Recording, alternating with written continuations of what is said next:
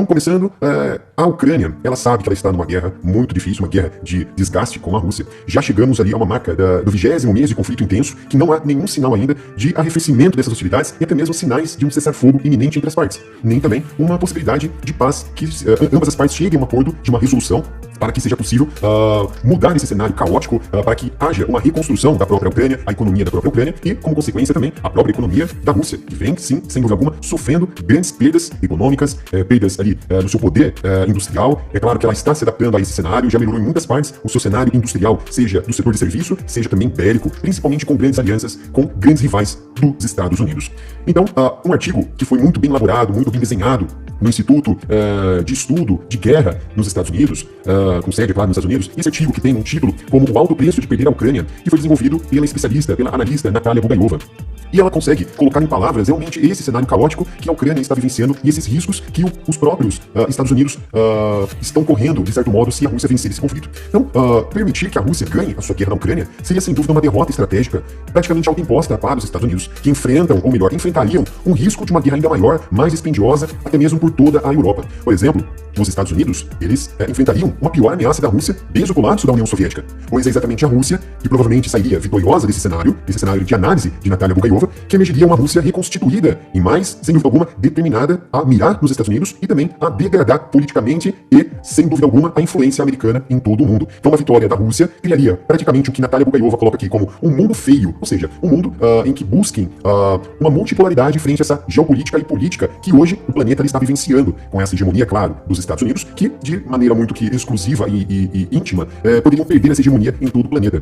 A ponto, é claro, de rivalizar com até potências um pouco menores, mas nuclearmente falando, uma potência militar, uma potência nuclear como a Coreia do Norte, Irã e também, claro, China, Rússia, entre outros adversários. É claro que criaria um mundo feio no qual essas atrocidades que o Ocidente ele analisa, associadas ao modo de guerra da Rússia, é o modo da Rússia de Moscou governar aquelas populações sob o controle que seriam normalizadas. Ou seja, Moscou estaria implementando o seu modo de governar no mundo que ele exerce numa hegemonia na região, por exemplo, dos Balcãs, na região, por exemplo, do Cáucaso, na região da Euroásia, principalmente na região mais ao leste da Europa. Então a Rússia, é claro que ela ainda pretende explicitamente apagar a Ucrânia como conceito, como povo e, é claro, como Estado. E isso tem uma vontade, é claro, da própria Ucrânia em continuar nessa luta para negar espaço a esse avanço da própria Rússia em seu próprio território. Então a Rússia, ela não fez, desde o início deste ano, nenhum movimento e também um avanço operacionalmente falando que fosse significativo para tomar ainda mais o controle, os territórios ali da região da Ucrânia, principalmente na região mais ao leste. Pelo contrário, observou uma contraofensiva, é claro que não ligeira, mas constante da própria Ucrânia, alimentada, é claro, pelas promessas e também suporte realizados pelos europeus e pelos Estados Unidos. Então, de todo modo, apoiar a Ucrânia continua a ser, sem dúvida alguma, segundo o Instituto de Estudo para a Guerra dos Estados Unidos, continua sendo o melhor caminho para os americanos evitarem o quê? Um custo mais elevado, maiores riscos de escalada e praticamente uma maior ameaça da Rússia em tempos ali, não somente de paz, mas também de guerra. Então o fato dessas percepções americanas estarem mudando, ou seja, de você pensar, dos americanos pensarem, vamos ou não continuar ajudando a Ucrânia, isso pode soar como algo que não é, vamos dizer assim, planejado. É algo realmente que está acontecendo. Pode ser que seja natural ou sob influência do próprio Kremlin, da própria Rússia. Que é claro que é um esforço de Moscou para mostrar aos americanos que financiar essa guerra está esquecendo até mesmo das necessidades dos Estados Unidos, da sociedade americana, que muitas vezes alguns passam fome, às vezes a questão de influência social é deixada de lado. Quantos ali miseráveis estão dentro dos Estados Unidos, passando por necessidades, passando ali por problemas com drogas, entre outros produtos, né, ilícitos, que vem causando uma degradação na sociedade americana. Então, às vezes, isso soa como algo de interferência pela propaganda da Rússia, mas muitas vezes isso soa como uma naturalidade dos americanos que vem o seu imposto sendo dirigido até a Ucrânia para guerrear contra uma Rússia. Às vezes, é claro, os americanos podem estar pensando, porque os americanos, nosso país está ajudando uma Ucrânia que está a milhares de quilômetros de distância, não é uma guerra nossa. É claro que os americanos pensam desta forma, alguns pensam de forma diferente, alguns também vêm sob influência da própria Rússia neste momento de grande propaganda, de grande manifestação do Kremlin. Então os Estados Unidos, eles escolhem, é claro, voluntariamente agir contra seus interesses e valores, sem perceberem que estão fazendo exatamente o que a Rússia, ela quer. A Rússia, ela precisa dessa guerra de informação. Então a Rússia, é claro que ela manipula alguns americanos, manipulam alguns políticos, alguns mídias de distribuição de conteúdo informacional dentro do território americano. E isso vem o que o próprio Pentágono vem batalhando para tentar diminuir essa disseminação de informações mais vantajosas para o Kremlin. Ou seja, notícias falsas, até mesmo isso tem interferência de grandes valores dentro do Congresso americano que tentam aprovar diversas leis de censura, mas é claro que cabe ali as leis penais atingirem essas informações e não censurando os meios de informações. Então você tem uma ferramenta para combater essas informações falsas, mas não propriamente o veículo que está disseminando esse tipo de informação. Então, essa perda de capacidade em ajudar a Ucrânia ou até mesmo a vitória da Rússia traz condições ainda piores para o Ocidente, que está imerso numa guerra, principalmente a Europa, que vem tentando mostrar ao mundo essa guerra de procuração que poderia ocasionar uma vitória da Rússia e pior cenário político e geopolítico para todo mundo. Então, uma derrota autoimposta na Ucrânia confrontará os Estados Unidos com o risco real de outra guerra na Europa, com maiores riscos de escalada e custos mais elevados. Então, eu trouxe aqui até mesmo um artigo que fala sobre essa expansão da OTAN para a região de fronteira da Rússia, que Putin vem falando constantemente, que essa guerra atual é para tentar frear esse avanço da OTAN, que já colocou diversos meios nucleares por toda a região ali da Europa. E não há outra saída, não há outra opção, senão agir e tentar acabar com essa expansão. Então, é claro, se formos observar do ponto de vista de Putin, ele quer tentar conquistar a Ucrânia como um mecanismo de defesa, uma gordura extra para tentar afastar a Ucrânia e o seu elo, seus tentáculos, tá? Então aqui tem um artigo do Instituto Carnegie que ele fala que o alargamento nórdico da OTAN, ou seja, na região dos países nórdicos, ali na região dos Bálticos, marca a primeira vez na história moderna em que todos os estados do norte da Europa serão membros da mesma aliança com obrigações de segurança mutuamente vinculativas. E está a ocorrer no momento oportuno, dado que o revanchismo russo se manifesta agora em múltiplas frentes. As manobras da Rússia, a sua guerra contra a Ucrânia, as suas tentativas de aumentar a pressão sobre os estados bálticos e a Polônia, a absorção de fato realmente da Bielorrússia na sua órbita e na crescente militarização do Ártico, estão efetivamente a remodelar os alicerces da segurança europeia e exigirão mudanças à abordagem de dissuasão e segurança coletiva da OTAN para os próximos anos. Sabemos que a Finlândia já adentrou na aliança, sem dúvida alguma que isso já não é mais uma novidade. Sabemos também que há uma luta para a Suécia também adentrar, uma Suécia que tem um exército muito forte, um exército muito legal, com uma tecnologia em desenvolvimento, principalmente no setor aeroespacial com a SAD, e sabemos que será de grande valia para a organização da OTAN. Houve diversos problemas ali, principalmente com a Turquia, no que tange a colocar a Suécia dentro da aliança, mas parece que tudo está se resolvendo. E para o próximo ano de 2024, certamente a Suécia vai adentrar na tão necessária aliança da Organização do Tratado do Atlântico Norte. E é claro que a intenção do Kremlin de erradicar a identidade e o estatuto de Estado da Ucrânia, ele não mudou nenhuma vírgula. Putin ainda reafirma regularmente essa intenção de minimizar, de esgotar o governo ucraniano, para assim colocar até mesmo uma política que seja favorável ao Kremlin. O próprio Putin já definiu isso como um marco, um objetivo praticamente existencial em 19 de dezembro deste ano, recentemente. E até eu coloquei aqui um artigo, que eu trouxe um artigo para a gente até mesmo se debruçar e conversar, em que Putin ele disse que a Rússia está pronta para conversar sobre a Ucrânia. O que isso significa, né? Que Vladimir Putin ele disse, até mesmo no dia 19 de dezembro, que a Rússia ela estaria preparada para conversar com a Ucrânia, os Estados Unidos e a própria Europa, sobre o futuro da Ucrânia. É claro, se quisessem, mas que Moscou defenderia seus interesses nacionais. Sabemos, é claro, segundo as palavras de Putin, ele colocou nessa entrevista, defendendo os interesses da Rússia, que na Ucrânia aqueles que são agressivos em relação à Rússia e na Europa e nos Estados Unidos, realmente eles querem negociar, realmente eles querem que a guerra termine. Ainda ele colocou que faremos isso com base em nossos interesses nacionais. Ou seja, Putin já tem interesse em controlar praticamente a Ucrânia, colocando um político ali que seja favorável à Rússia.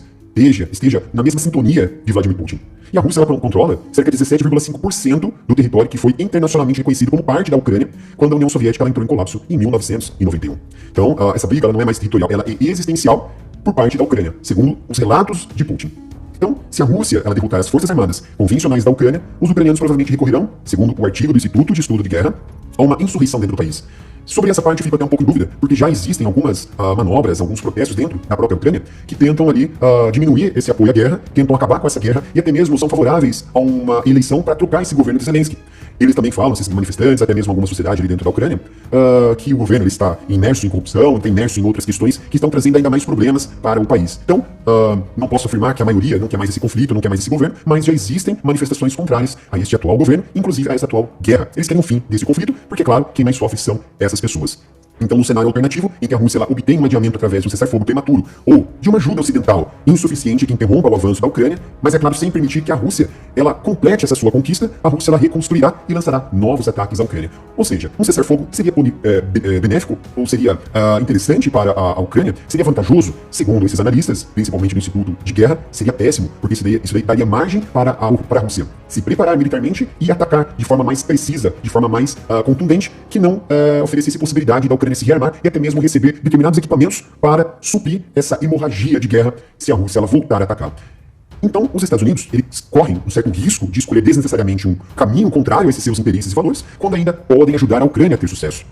Eu trouxe aqui, que eu quero evidenciar, essa ajuda americana, esses gastos americanos com a Ucrânia, realmente são dados muito interessantes do Council for Relations, que traz aqui que a guerra atual da Ucrânia vem sendo beneficiada pelos incentivos americanos em torno de 75 bilhões de dólares em assistência à Ucrânia, que inclui apoio humanitário, que inclui financeiro, que inclui militar, e é claro, trouxe ali um vasto conjunto de recursos para que a própria Ucrânia desenvolva equipamentos para uso próprio. Tá? Então é um artigo bem interessante que vocês estão observando aí. Vocês podem estar aprofundando, que tem até mesmo relatórios, tem até mesmo estatística da quantidade de gastos que os americanos desempenharam para favorecer a Ucrânia nessa guerra e até mesmo as indústrias militares que estão sendo beneficiadas com esta guerra. Então a Rússia, por outro lado, ainda não atingiu aquele lado direito, ou seja, do progresso ali, dos limites da curva de capacidades. Então, esse artigo ele avalia que o Kremlin ele tem investido nessa recuperação da sua capacidade ofensiva na Ucrânia, sem dúvida alguma, que a Rússia ela sofreu enormes perdas. Tá? Mas ainda ela não conseguiu alcançar aquele limiar da sua exaustão máxima na sua indústria bélica, porque até mesmo ela conseguiu, de certa maneira, melhorar o seu aporte industrial interno, melhorar a sua busca por matéria-prima, e não somente melhorou a busca pela matéria-prima, mas também conseguiu acesso a essa matéria-prima, principalmente com rivais dos Estados Unidos. Então vou colocar aqui um dado bem interessante que mostra que bilhões de dólares americanos atualmente estão retidos no Senado americano, que seria extremamente importante nesta ajuda para a Ucrânia, principalmente neste inverno que já se enraizou dentro da Ucrânia e em outras regiões da Europa, e que após esse inverno cessar, certamente que esse dinheiro, esses valores, poderiam oferecer melhores condições para a Ucrânia enfrentar a Rússia. Então, bilhões em ajuda dos Estados Unidos, por exemplo, à Ucrânia, estão retidos atualmente no Senado americano. Então, nesse artigo, ele evidencia que a pressão do presidente dos Estados Unidos, que é o Joe Biden, para que o Congresso reabasteça ajuda durante a guerra, tanto de Israel quanto da Ucrânia, como parte de um acordo sobre mudanças nas políticas de fronteira e imigração, quase certamente se arrastará para o próximo ano de 2024. Então, o Senado ele adiou o recesso do feriado, voltou Washington bem aqui no finalzinho de dezembro, para tentar negociar essa questão de paralisação desses bilhões de dólares, para tentar chegar a um acordo que pudesse desbloquear esses votos, republicanos principalmente, para que esse pacote de cerca de 110 bilhões de dólares que Biden solicitou, foi aprovado anteriormente, só que está ainda congelado no Senado, se dirigisse para Kiev. É claro que esses bilhões são divididos ali também entre Israel e também a Ucrânia. Então, um dado bem interessante, que mostra que ainda há uma gordura importante, ainda há uma capacidade importante para a Rússia, para os Estados Unidos, ainda fornecerem condições de guerra para a Ucrânia se resistir, para a Ucrânia se defender contra essa invasão, essas incursões da Rússia. E para finalizar, uma vitória russa na Ucrânia aumentaria a probabilidade de ação militar contra outros vizinhos russos. Ou seja, o Kremlin ainda pretende restabelecer o controle sobre os seus outros vizinhos, não somente a Bielorrússia, mas outros vizinhos também, uma vez que vários países, por exemplo, da antiga União Soviética, tentaram diversificar-se longe da Rússia, se desapegar da Rússia e ter mais um viés capitalista, liberal e também mais pró-Estados Unidos, enquanto o Kremlin se preocupava exclusivamente com a Ucrânia. E ainda dentro de Moscou existem diversos formuladores de políticas, como Medvedev, entre outros políticos, que são favoráveis à Rússia invadir o Cazaquistão, invadir definitivamente a Geórgia, Ossétia do Sul, Abcásia e também outras regiões como a própria Moldávia, que são nações estratégicas que poderiam oferecer condições bélicas de proteção para uma Rússia cada vez mais politicamente mais instável, por exemplo, para tentar até mesmo formar um pacto de Varsóvia 2.0. E vale lembrar que 7 nações que hoje ocupam a OTAN eram repúblicas da União Soviética. Eu trouxe mais um artigo interessante, mais um artigo muito importante que foi desenvolvido pelo The Washington Post, que traz que as democracias relativamente jovens que ontem aderiram à Organização do Tratado do Atlântico Norte incluíam 3 antigas repúblicas soviéticas, como os Estados Bálticos da Estônia, os países dos Bálticos, como Estônia, Letônia e Lituânia, e 3 membros do antigo Pacto de Varsóvia, como exatamente a Bulgária, a Romênia e a Eslováquia. E a 7ª, que seria a Eslovênia, que fazia parte da Iugoslávia. E é claro que isso traz uma grande desproporcionalidade na balança da própria Moscou, que se vê imersa em nações que eram até mesmo antigas aliadas 10, 20, quase 30 anos atrás, e que hoje está enraizada do lado mais dos Estados Unidos, do Ocidente. Então, para fecharmos, Putin ele continua a ser um ator, claro, muito racional e muitas vezes avesso a esses riscos. Ele invadiu, por exemplo, a Ucrânia no momento em que ele esperava uma resistência mínima da Ucrânia e do Ocidente, e ele acreditava também que, em questão de dias, ele ia dominar toda a Ucrânia e colocar um político que fosse coerente com o próprio pensamento dele.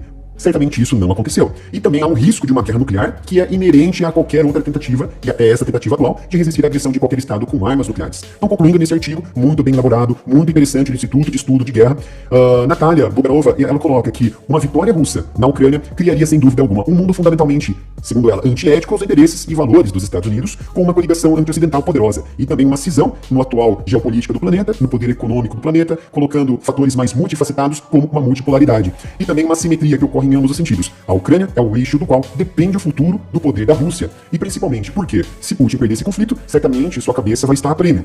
Se ele vencer, ele vai se perpetuar ainda mais no poder. E finalizando, enquanto a Ucrânia continuar empenhada em se defender contra essa agressão da Rússia, o melhor curso de ação para os Estados Unidos é se comprometer ainda mais nesse caminho para ajudar a Ucrânia a vencer essa guerra contra a Rússia. Espero que tenham gostado desse vídeo. Peço gentilmente para se inscrever no canal, acionar o sino de notificação, compartilhar esse vídeo para que o canal ganhe ainda mais relevância na comunidade geopolítica. Muito obrigado e até o próximo vídeo.